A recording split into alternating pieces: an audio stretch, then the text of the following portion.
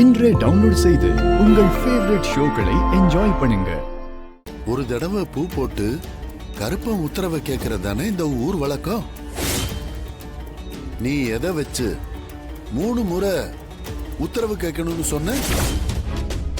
முதல் தடவையே கருப்பன் காது குத்துற சடங்க வைக்க கூடாதுன்னு உத்தரவு கொடுத்தானா? அவன் உத்தரவையே பரிசீலனை பண்ற அளவுக்கு நீங்க பெரிய ஆளாயிட்டீங்களோ? ஐயோ இல்ல சாமி, அப்படியெல்லாம் இல்ல. அவன் இன்னைக்கு வேணான்னு உத்தரவு கொடுத்திருக்கான். நீ தானே 3 தடவை போட்டு பார்த்து உங்களுக்கு சாதகமான உத்தரவை கட்டாயப்படுத்தி வாங்கியிருக்கீங்க.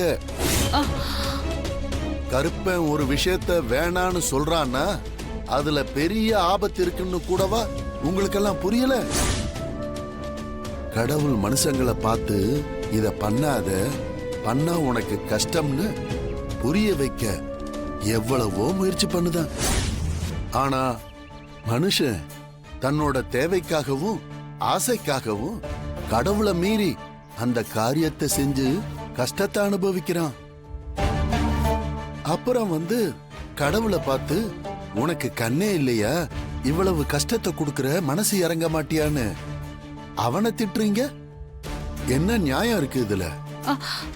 ஐயோ, நெருப்பு சுடும்னு பெத்தவ சொன்னா அதை ஏத்துக்காத குழந்தை விரல சுட்டுக்கிற மாதிரி நீங்களா போய் கஷ்டத்தை கேட்டு வாங்கிக்கிறீங்க.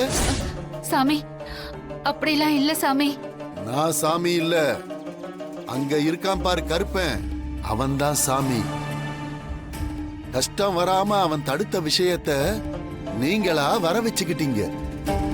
இந்த எல்லையை விட்டு போறதுக்குள்ள இன்னும் என்னென்னலாம் நடக்க போகுதோ அது அந்த கருப்பனுக்கு தான் வெளிச்சம்.